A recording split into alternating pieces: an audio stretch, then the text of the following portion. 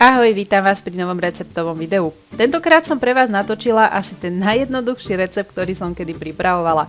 Tieto sušenky sú v podstate takou zdravšou variantou cookies, neobsahujú múku a ani cukor.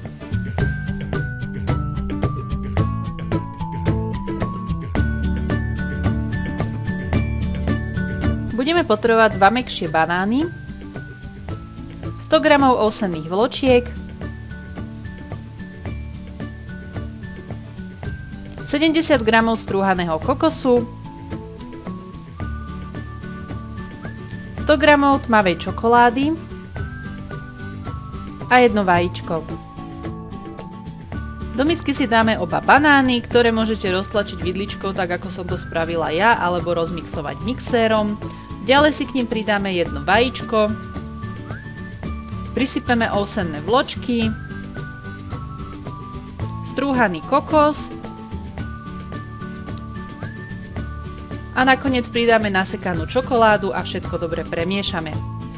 Plech si vystelieme papierom na pečenie, vytvorenú zmes si naberieme na lyžičku, uložíme na plech a urobíme z nej placku.